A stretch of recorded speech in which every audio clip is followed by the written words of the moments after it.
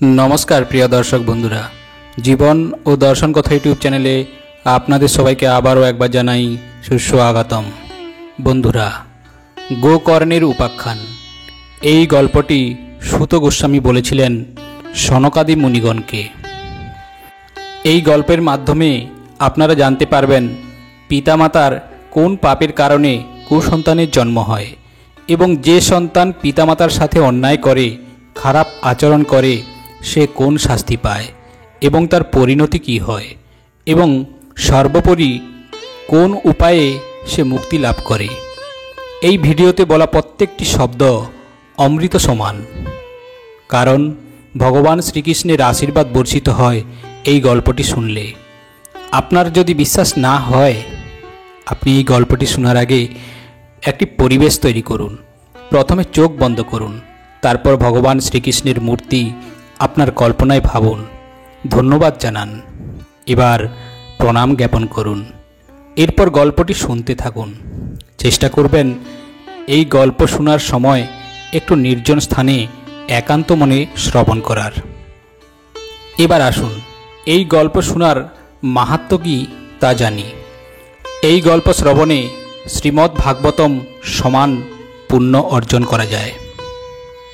যে সকল মানব সর্বদাই নানা প্রকার পাপকর্ম করে, নিতান্ত দুরাচারী, অসৎ পথগামী, ক্রোধ বহ্নিতে দগ্ধ, অত্যন্ত কুটিল এবং কামপরায়ণ, যারা মিথ্যাশ্রয়ী, সত্য থেকে চ্যুত, আপন পিতামাতার নিন্দুক, বিভিন্ন প্রকার বিষয় বাসনায় জর্জরিত, চতুরাশ্রম, ধর্মরহিত, অহংকারী, মৎসর্যপরায়ণ, দেশী এবং অপরকে পীড়া প্রদানকারী, যারা সুরাপান, ব্রহ্মহত্যা ও সুবর্ণ তস্করি, গুরুপত্নীগমন ও বিশ্বাসঘাতকতা, এই পঞ্চমহাপাতকের আচরণকারী, ছলচাতুর্যপরায়ণ, ক্রূর, নির্দয়, ব্রাহ্মণের ধনে পুষ্ট ও ব্যভিচারী, যে সকল ব্যক্তি দুরাগ্রহবশত কায় মনোবাক্য সর্বদা কেবল পাপই করে যাচ্ছে, যে অপরের ধনে পুষ্ট,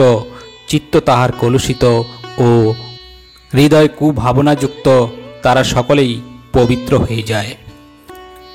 গোকর্ণের উপাখ্যান উচ্চারণ করার পূর্বে ভগবান শ্রীকৃষ্ণকে আমার সশ্রদ্ধ প্রণতি নিবেদন করি এবং দেবী সরস্বতী ও ব্যাসদেবকে প্রণাম জানিয়ে গল্পটি আপনাদের সামনে উপস্থাপিত করছি। পুরাকালে তুঙ্গভদ্রা নদীর তীরে এক অপূর্ব সুন্দরী নগরী ছিল। সেখানে বসবাসকারী সকল মানুষই নিজ নিজ ধর্ম অনুযায়ী সত্যাশ্রয়ী ও সৎকর্মপরায়ণ ছিল। আত্মদেব নামক এক সর্ববেদ বিশারদ ও শ্রৌত স্মার্ত কর্মনিপুণ ব্রাহ্মণ সেই নগরীতে বাস করতেন। তিনি শাস্ত্র অনুযায়ী কর্মকাণ্ডে দ্বিতীয় ভাস্করের ন্যায় তেজস্বী ছিলেন। ধনবান হওয়া সত্ত্বেও তিনি ভিক্ষান্নে দিনাতিপাত করতেন। ওই ব্রাহ্মণের ধুন্দুলি নামে এক কুলীন এবং সুন্দরী ধর্মপত্নী ছিলেন। ধুন্দুলি ছিলেন খুবই জেদি স্বভাবের। তিনি পরনিন্দা ও পরচর্চায় খুবই আনন্দিত হতেন। স্বভাবে তিনি ছিলেন অতি ক্রূর ও বাচাল প্রকৃতির, সর্বদা কিছু না কিছু বকবক করেই চলতেন। ধুন্দুলি ছিলেন গৃহকর্মে নিপুণা, কৃপণ ও ঝগড়ুটে। এইভাবে ওই ব্রাহ্মণ দম্পতি বেশ সুখে স্বাচ্ছন্দ্যে নিজেদের মধ্যে আপন গৃহস্থ জীবনযাপন করতেন। অর্থ এবং ভোগ সামগ্রীর কোনো অভাব ছিল না তাদের। তাদের ঘর বাড়িও ছিল সুন্দর, তথাপি তাদের মনে কিন্তু শান্তি ছিল না। এইভাবে দিনাতিপাত হতে থাকলো এবং তাদের বয়স যখন অনেকটাই বেড়ে গেল তখন তারা সন্তান লাভের জন্য তৎপর হলেন এবং তদোপলক্ষে নানা প্রকার পুণ্যকর্মের অনুষ্ঠান প্রারম্ভ করলেন। অনেক দিন দুঃখীদের ধেনু, ভূমি, সুবর্ণ ও বস্ত্রাদি দান করতে লাগলেন তারা। এইভাবে সন্তান প্রাপ্তির আশায় অনুষ্ঠানাদি, দান ইত্যাদি ধর্মকর্ম সম্পাদনের পর যখন তাদের অর্থের সম্পত্তি ব্যয় হয়ে গেল কিন্তু কোনো সন্তানাদির প্রাপ্তি হলো না, তখন ওই ব্রাহ্মণ খুবই চিন্তাতুর হয়ে পড়লেন। একদিন ওই ব্রাহ্মণ সন্তান চিন্তায় ব্যাকুল হয়ে অত্যন্ত দুঃখিত হৃদয়ে গৃহত্যাগ করে অরণ্যের উদ্দেশ্যে যাত্রা করলেন। পথে চলতে চলতে দ্বিপ্রহরকালে তৃষ্ণার্ত হয়ে তিনি এক সরোবরের কাছে এসে পৌঁছালেন। সন্তানের শোকে ওই ব্রাহ্মণ বড়ই মুহ্যমান হয়ে পড়েছিলেন এবং সন্তান ভাবজনিত শোকে তার শরীর অত্যন্ত ক্লিষ্ট হয়ে গিয়েছিল। তাই সরোবরের জলপান করার পর তিনি সেখানে ক্লান্ত হয়ে বসে পড়লেন। প্রায় 1 ঘটিকা পর এক মহাত্মা সন্ন্যাসীও সেখানে জলপান করার জন্য এলেন। ব্রাহ্মণ সন্ন্যাসী জলপান করার পর অপেক্ষা করলেন এবং যখন দেখলেন যে সন্ন্যাসীর জলপান সমাপ্ত হয়েছে, তখন তিনি ওই সন্ন্যাসীর কাছে গেলেন এবং তাকে যথাযথ সম্মান প্রদর্শনপূর্বক প্রণাম করে তার সমীপে দাঁড়িয়ে দীর্ঘশ্বাস ফেলতে লাগলেন। ওই অবস্থায় ব্রাহ্মণকে দণ্ডায়মান দেখে সন্ন্যাসীর প্রশ্ন করলেন, হে দ্বিজ, তোমার কিসের দুশ্চিন্তা? তুমি রোদনী বা করছো কেন? তোমার শোকের কারণ শীঘ্রই আমাকে বলো। ব্রাহ্মণ বললেন, প্রভু, আমি আমার পূর্বজন্মের পাপ রাশির কথা আর কী বা বর্ণনা করব। আমার পূর্ব পুরুষগণও আমার দ্বারা অর্পিত জলাঞ্জলি তাদের নিজ চিন্তাজনিত দীর্ঘশ্বাসে ঈষৎ উষ্ণ করে পান করছেন। দেবগণ ও বিপ্রগণও আমার দ্বারা প্রদত্ত দ্রব্য প্রসন্ন চিত্তে গ্রহণ করলেন না। সন্তান ভাবে আমি চারিদিকে কেবলই শূন্য দেখছি, তাই আমি প্রাণত্যাগ করার উদ্দেশ্যে এই অরণ্য মধ্যে প্রবেশ করেছি। আমার এই নিঃসন্তান জীবনকে ধিক, সন্তানহীন গৃহকে ধিক, সন্তানহীন ধনসম্পদ ঐশ্বর্যে ধিক এবং নিঃসন্তান বংশকেও ধিক। আমার গৃহে যেই গাভী পালন করা হয় সে বন্ধ্যা হয়ে যায়। যে বৃক্ষ রোপণ করি তাতেও মুকুল ফুল ও ফল আসে না। আমার গৃহে যে ফলমূল আনা হয় তাতেও শীঘ্রই পচন ধরে যায়। তাই আমার মতো অভাগা ও নিঃসন্তান মানুষের এই জীবনে কী বা প্রয়োজন? এই কথা বলে ওই ব্রাহ্মণ দুঃখে ব্যাকুল হয়ে সন্ন্যাসী মহাত্মার কাছে উচ্চস্বরে রোদন করতে লাগলেন। এই দেখে ওই সন্ন্যাসীর হৃদয়ে বড়ই করুণার উদ্রেক হল। ওই সন্ন্যাসী ছিলেন যোগনিষ্ঠ, তাই তিনি ব্রাহ্মণের ললাট রেখা দেখে সব কিছুই জ্ঞাত হলেন এবং ব্রাহ্মণকে সব বিস্তৃত রূপে বলতে লাগলেন। সন্ন্যাসী ওই ব্রাহ্মণকে বললেন, হে বিপ্র, তুমি তোমার এই বিষম পুত্র লাভের মোহ পরিত্যাগ করো। তোমার কৃতকর্মের গতি অতি প্রবল, তাই নিজের বিবেকের আশ্রয় নিয়ে সংসারের বাসনা পরিত্যাগ করো। হে বিপ্রবর, মন দিয়ে শোনো। তোমার প্রারব্ধ অর্থাৎ ভাগ্য দেখে স্পষ্টই বোঝা যাচ্ছে যে আগামী 7 জন্ম পর্যন্ত কোনো প্রকারই তোমার সন্তানাদি হবে না। পুরাকালে বিখ্যাত রাজা সাগর এবং অঙ্গকেও সন্তানজনিত দুঃখ ভোগ করতে হয়েছিল। তাই হে ব্রাহ্মণ, তুমি এই মুহূর্তে তোমার বংশ রক্ষার আশা পরিত্যাগ করো ও সন্ন্যাসে যত্নবান হও। সন্ন্যাসেই সকল প্রকার সুখ বিদ্যমান। তখন ওই ব্রাহ্মণ বললেন, হে মহাত্মা, বিবেক দ্বারা আমার কি কার্যই বা সম্পাদন করতে হবে? আপনি আপনার যোগবলের দ্বারা আমাকে পুত্র প্রদান করুন, না হলে আমি আপনার সম্মুখেই শোকমূর্ছিত হয়ে প্রাণত্যাগ করব। যে আশ্রমে স্ত্রী পুত্র ও পৌত্রাদি সুখ নেই, সেই সন্ন্যাস তো সর্বতোভাবেই নিরস। এই লোকে পুত্র পৌত্রাদিতে মুখরিত, গৃহস্থাশ্রমেই তো সর্বাধিক সরস। ব্রাহ্মণের এইরূপ উৎসাহ আর আগ্রহ দেখে ওই সন্ন্যাসী মহাত্মা বললেন, প্রারব্ধের উপর হঠকারিতা করতে গিয়ে রাজা চিত্রকেতুর অশেষ কষ্টভোগ হয়েছিল। সুতরাং দৈব যেমন মনুষ্যের সকল প্রচেষ্টা বিফল করে দেয়, সেই মনুষ্যের মতন তোমার ভাগ্যেও পুত্র সুখ নেই।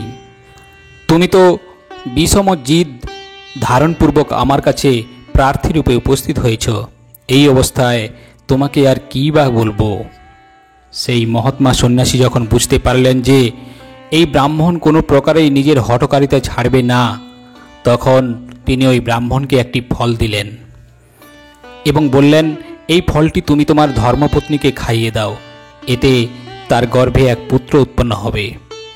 1 বৎসর অপতিতবার পত্নীকে প্রত্যহ সত্য, শৌচ, দয়া, দান, ভক্তি ও একাহারের নিয়ম নিষ্ঠা সহকারে পালন করতে হবে।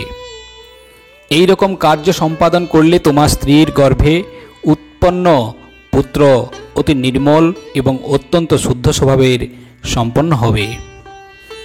এই কথোপকথনের পর ওই যোগরাজ সন্ন্যাসী ওই স্থান পরিত্যাগ করলেন এবং আত্মদেবও আনন্দ চিত্তে নিজ গৃহে ফিরে গেলেন। গৃহে ফিরে ওই ব্রাহ্মণ ফলটি তার স্ত্রীর হাতে দিয়ে অন্যত্র কোনো কাজে বেরিয়ে গেলেন। ওই ব্রাহ্মণের স্ত্রী তো ছিলেন কুটিল স্বভাবের এবং তিনি রোদন করতে করতে তার এক সখীকে বলতে লাগলেন, সখীরে, আমার মনের ভিতর এক বিষম চিন্তা উৎপন্ন হচ্ছে। আমি এই ফল ভক্ষণ করব না। এই ফল ভক্ষণের ফলে আমার গর্ভের সঞ্চার হবে।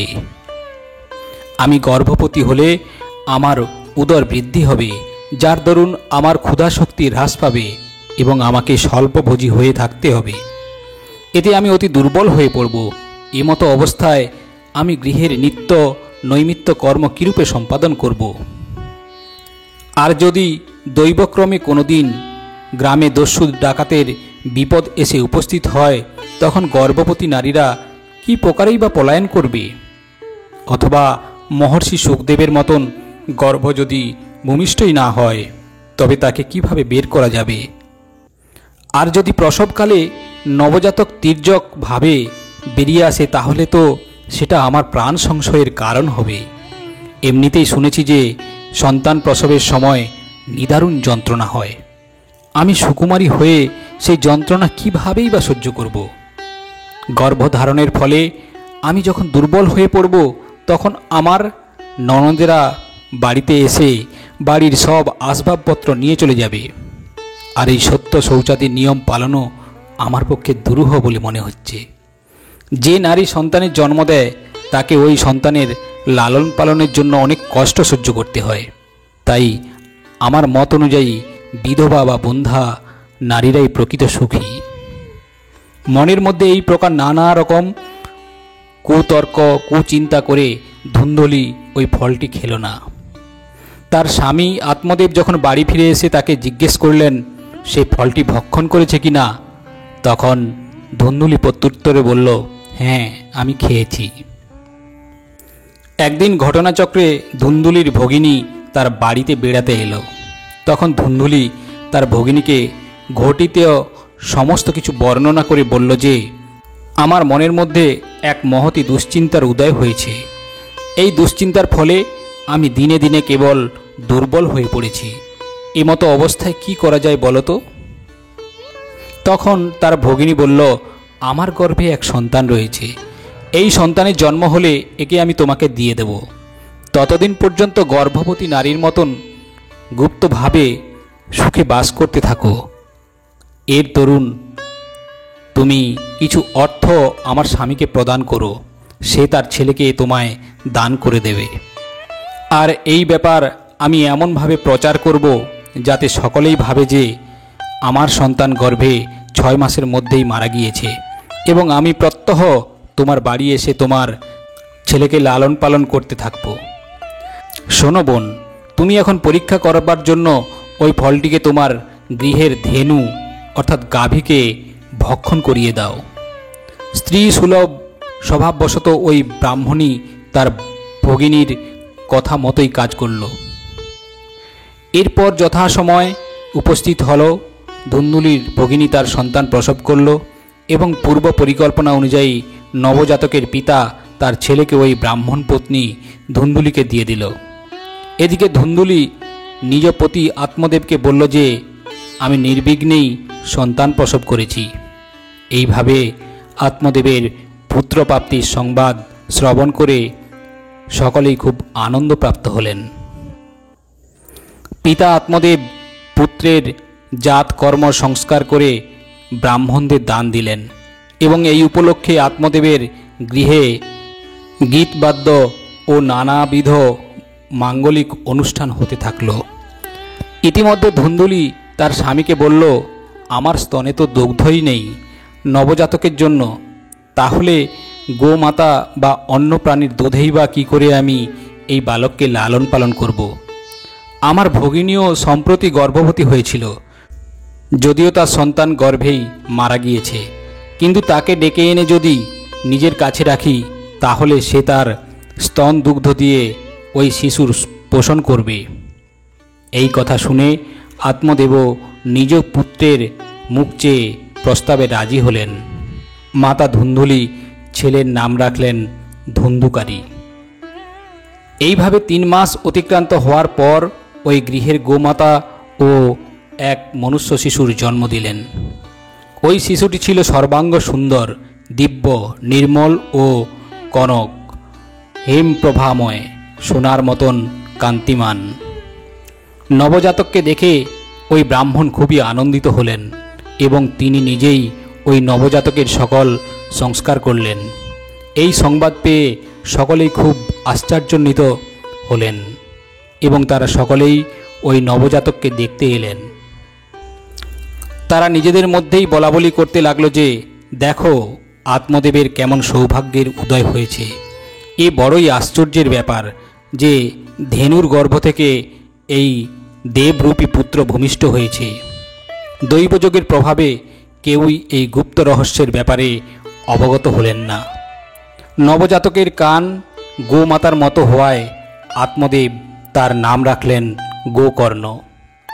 এইভাবে কিছুকাল ব্যতীত হওয়ার পর ওই বালকদ্বয় তরুণাবস্থা প্রাপ্ত হলো এবং পরে যুবক হলো। বালকদ্বয়ের মধ্যে গোকর্ণ হলো মহাজ্ঞানী ও বড় পণ্ডিত, কিন্তু ধুন্ধুকারী হলো মহাখল ও দ্রষ্টু। ধুন্ধুকারীর মধ্যে স্নান, শৌচক্রিয়া ইত্যাদি ব্রাহ্মণোচিত আচরণের লেশমাত্র ছিল না এবং অবলীলায় সে অভক্ষ ভক্ষণ করত। ক্রোধ ছিল তার অতিশয় তীব্র এবং সকল প্রকার খারাপ দ্রব্যাদি সে সংগ্রহ করে আনত, এমনকি শবদেহ স্পর্শ করা অন্নও সে গ্রহণ করত।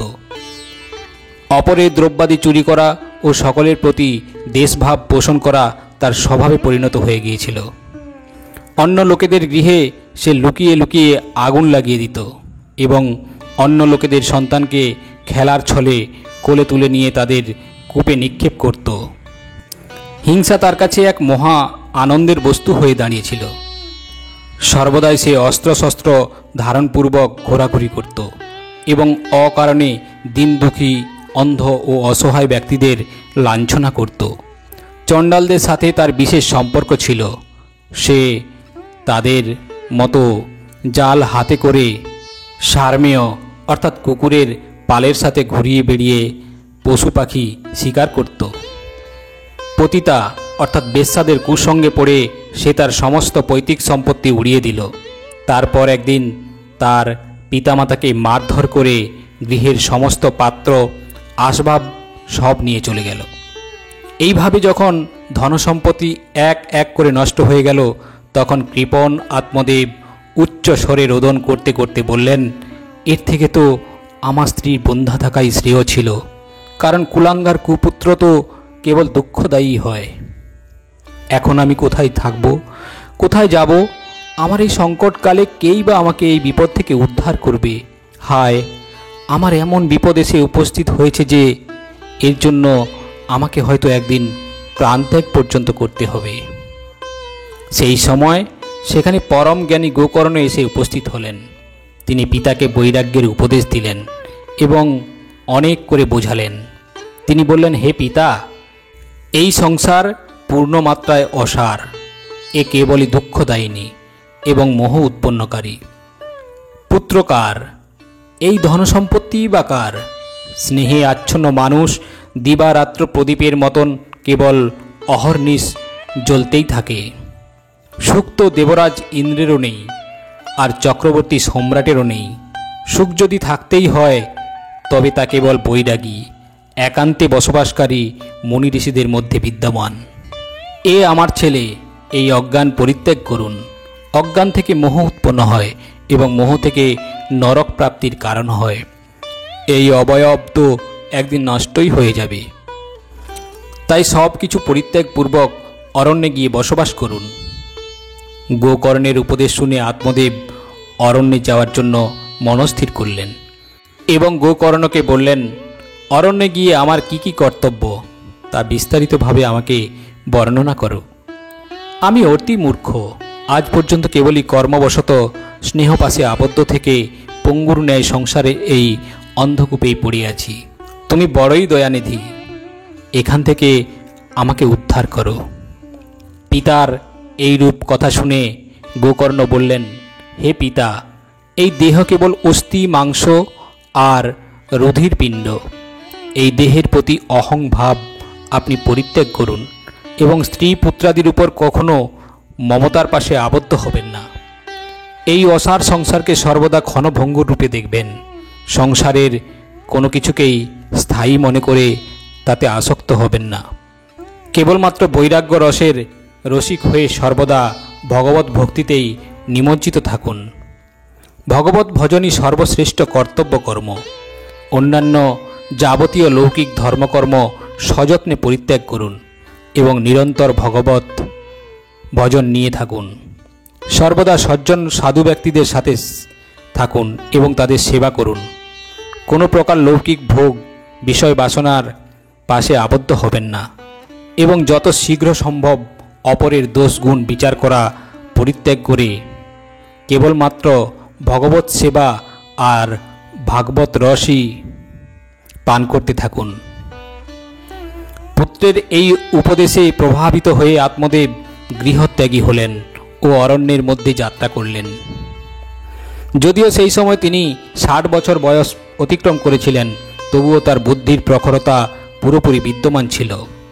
অরণ্যে গিয়ে দিবারাত্র ভগবানের সেবা করে আর নিয়ত শ্রীমদ্ ভাগবতের 10ম স্কন্ধ পাঠ করে এবং তিনি পরমেশ্বর ভগবান শ্রীকৃষ্ণকে লাভ করেন। এইভাবে সূত গোস্বামী সনকাদি মুনিগণকে বর্ণনা করলেন। এরপর সূত বললেন, হে মুনিবর শৌনক, ধুন্ধুকারীর পিতা আত্মদেব যখন অরণ্যবাসী হলেন তখন ধুন্ধুকারী তার জননীকে প্রচণ্ড প্রহারপূর্বক বলল, সঞ্চিত অর্থ সকল কোথায় রেখেছ বলো, নচেত এখনই জ্বলন্ত মশাল দিয়ে পুড়িয়ে দেব। ধুন্ধুলি এই ধমকানিতে ভয় পেয়ে যায় এবং ছেলে ধুন্ধুকারীর অত্যাচারে সন্ত্রস্ত হয়ে সেই রাত্রে কূপে ঝাঁপ দিয়ে প্রাণত্যাগ করলেন। যোগরূঢ় গোকর্ণ তীর্থ ভ্রমণের উদ্দেশ্যে যাত্রা করলেন। এই দিকে এই ঘটনায় তার মনে কোনো প্রকার সুখ বা দুঃখ কোনো কিছুই অনুভূত হলো না, কারণ তার কোনো শত্রু বা মিত্র কিছুই ছিল না। 5টি কুলাটা মেয়ে অর্থাৎ বেশ্যাকে নিয়ে ধুন্ধুকারী বাড়িতে বসবাস করতে লাগলো। সেই কুলাটা মেয়েদের জন্য ভোগ্যবস্তু জোগাড়ের চিন্তাতে তার বুদ্ধিভ্রম হলো এবং সে নানা প্রকার অত্যুগ্র অর্থাৎ ক্রূর খারাপ কর্ম করতে লাগলো। সেই কুলাটা মেয়েরা একদিন তার কাছ থেকে অনেক গহনা চেয়ে বসল।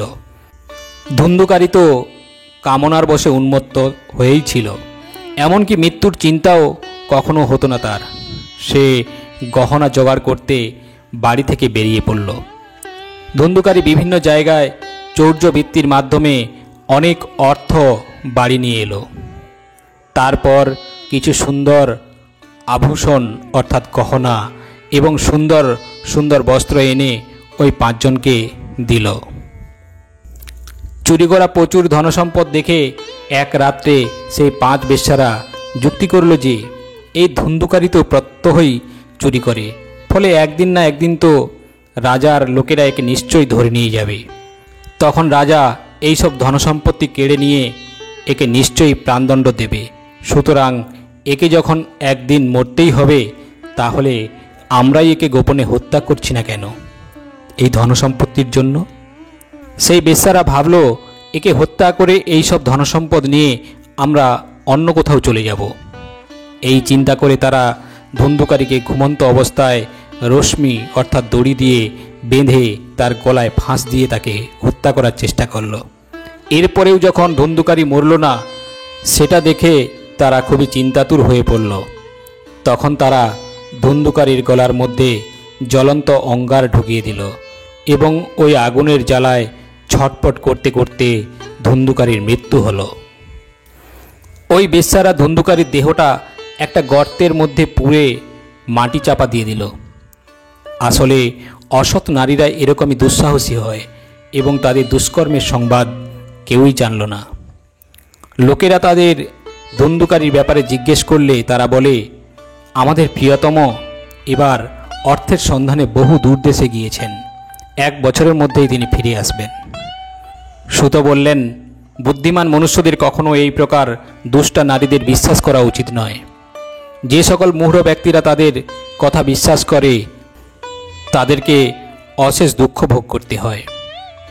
এদের রসময়ী কথা কামুকদের হৃদয়ে অমৃত রসের সঞ্চার করে, কিন্তু এদের হৃদয় শানিত ক্ষুরের ন্যায় তীক্ষ্ণ হয়। সুতরাং এই সকল নারীরা কাদের প্রতি বা আসক্ত হবে? তো সেই সকল বেশ্যারা ধুন্ধুকারীর সমস্ত সম্পত্তি হাতিয়ে নিয়ে সেই স্থান পরিত্যাগ করল। তাদের এই রূপ স্বামী আরও কত ছিল। এদিকে ধুন্ধুকারী নিজের অতীব কুকর্মের পরিণামবশত ভয়ঙ্কর প্রেতজনি প্রাপ্ত হল। সে ভীষণ ঝড়ের রূপ ধরে নিত্যই 10 দিক উত্ত্যক্ত করে বেড়াত। শীত গ্রীষ্মে জর্জরিত হয়ে ও ক্ষুধা তৃষ্ণায় কাতর হয়ে নিজের পরিণতির উপর সর্বদাই হা হুতাশ করত। কিছুকাল পরে গোকর্ণ লোকমুখে ধুন্ধুকারীর মৃত্যু সংবাদ পেলেন। তখন ধুন্ধুকারীকে অনাথ বিবেচনা করে গোকর্ণ গয়া তীর্থ গিয়ে তার শ্রাদ্ধানুষ্ঠান সমাপন করলেন এবং অন্যান্য যে সকল তীর্থে তিনি যেতেন সেই সকল তীর্থেও আবশ্যকীয় শ্রাদ্ধক্রিয়াদি করলেন। এইভাবে ভ্রমণ করতে করতে একদিন গোকর্ণ নিজের গৃহে এলেন এবং সবার অলক্ষ্যে বাড়ির আঙিনায় রাত্রিবাস করতে নিশ্চয় করলেন। সেই স্থলে নিজের ভ্রাতাকে রাত্রে নিদ্রারত অবস্থায় দেখে ধুন্ধুকারী তাকে নিজের ভয়ঙ্কর রূপ দেখালো। কখনো ভেড়া, কখনো হস্তি, কখনো মহিষ, কখনো ইন্দ্র, কখনো বা অগ্নির রূপ ধারণ করল। শেষকালে সে আবার মনুষ্যরূপে দেখা দিল। এই সব বৈপরীত্যপূর্ণ অসাধারণ সব ব্যাপার দেখে গোকর্ণ স্থির করলেন যে এ নিশ্চয়ই কোনো দুর্গতি প্রাপ্ত। তখন তিনি ধৈর্যপূর্বক তাকে জিজ্ঞাসা করলেন। গোকর্ণ জিজ্ঞাসা করলেন যে, তুমি কে? রাত্রিবেলায় আমাকে এই সব ভয়ানক রূপ দেখাচ্ছ কেন? তুমি এই দশা প্রাপ্তই বা হলে কিভাবে? আমাকে ঠিক করে বলো, তুমি প্রেত, পিশাচ না রাক্ষস? সুত বললেন, গোকর্ণের এই রূপ প্রশ্ন করাতে সে পুনঃ পুনঃ উচ্চস্বরে ক্রন্দন করতে লাগল। তার কথা বলার সামর্থ্য ছিল না, তাই সে ইশারা করে বোঝানোর চেষ্টা করতে লাগল। গোকর্ণ তখন গণ্ডুসে জল দিয়ে মন্ত্রোচ্চারণ করে সেই মন্ত্রপুত জল তার গায়ে ছিটিয়ে দিলেন। এতে তার কিছু পাপ বিনষ্ট হল। আর তার ফলে সে বলতে লাগল। প্রেত বলল, আমি তোমার ভ্রাতা, আমার নাম ধুন্ধুকারী। নিজের কৃতকর্মের দোষে আমি নিজের ব্রাহ্মণত্বের নাশ করেছি। আমার কুকর্মের কোনো সীমা পরিসীমা নেই। আমি ভীষণ অজ্ঞানান্ধাকারে কেবলই ঘুরপাক খাচ্ছিলাম। আমি অনেক হিংসাবৃত্তি করেছি এবং তা অনেক মানুষের হানি করেছে। অবশেষে স্ত্রী বেশি ওই কুলাটা নারীগুলো আমাকে হত্যা করেছে। এর ফলস্বরূপ আমি প্রেতজনিতে পতিত হয়ে এই দুর্দশা ভোগ করছি। বর্তমানে দৈববশে কর্মফলের উদয় হওয়ার জন্য আমি কেবল আয়ু পান করে জীবন ধারণ করছি। ধুন্ধুকারী বলল, ভ্রাতা গোকর্ণ, তুমি তো কৃপা সিন্ধু। আমার অশ্রু মোচন করে তুমি শীঘ্রই আমাকে এই প্রেতজনি থেকে মুক্ত করো। গোকর্ণ ধুন্ধুকারীর সব কথা শুনলেন এবং এই কথা বললেন। গোকর্ণ বিস্ময়ের সাথে বললেন, হে ভ্রাতা, এই বিষয়টা বড়ই বিচিত্রকর।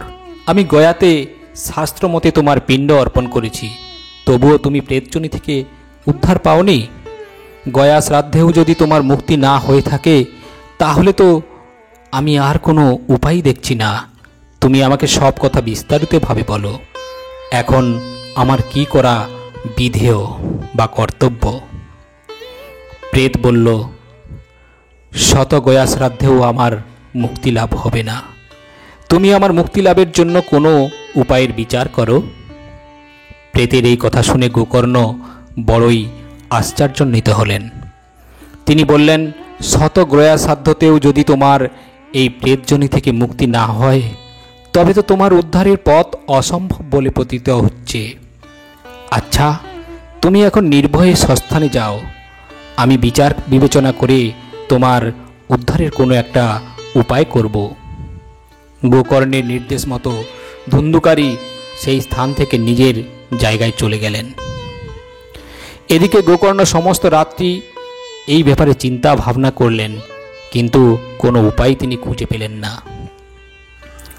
প্রাতকালে ওই স্থলে গোকর্ণকে দেখে সকলে খুশি হয়ে তার সাথে সাক্ষাৎ করতে এলেন।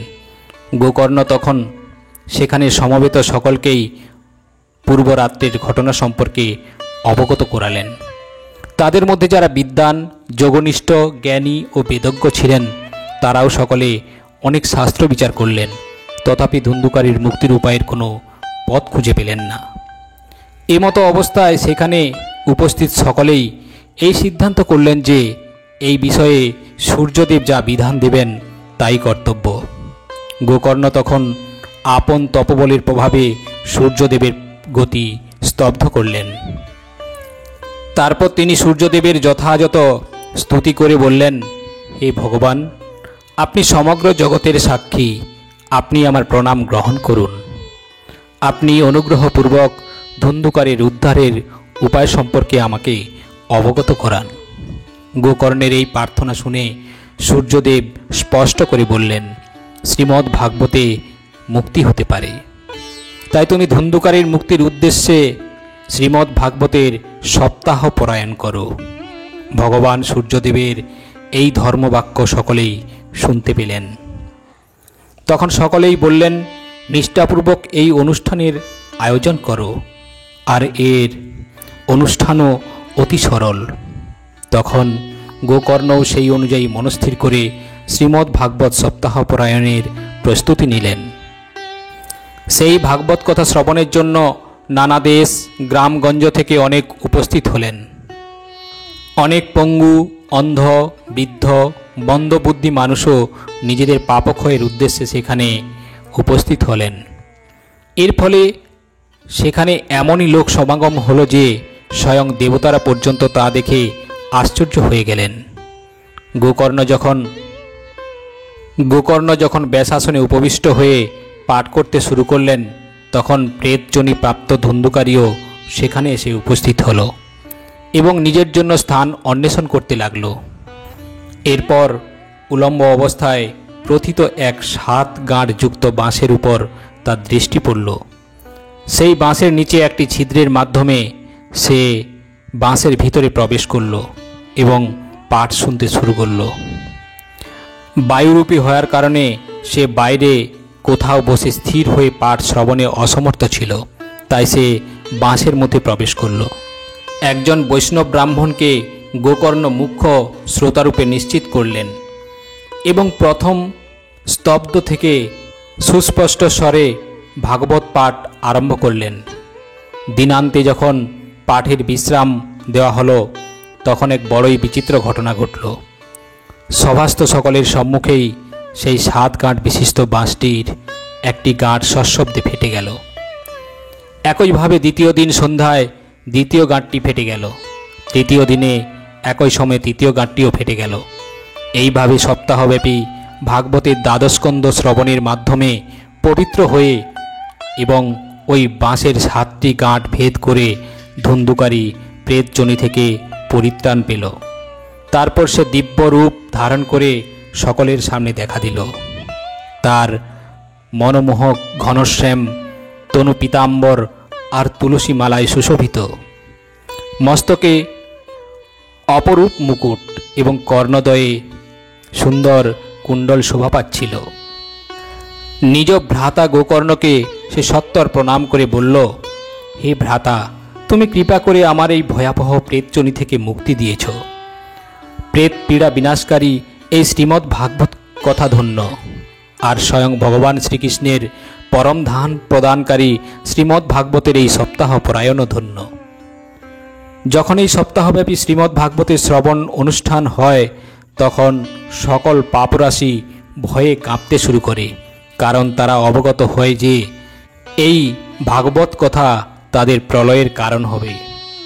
অগ্নি যেমন আর্দ্র শুষ্ক ছোট বড় সকল কাষ্ঠকে ভস্মীভূত করে, তেমনি এই শ্রীমদ্ ভাগবতের সপ্তাহব্যাপী শ্রবণের ফলে বাক্য মন ও কর্মকৃত ছোট বড় নতুন পুরাতন সকল প্রকার পাপই ভস্মীভূত হয়ে যায়।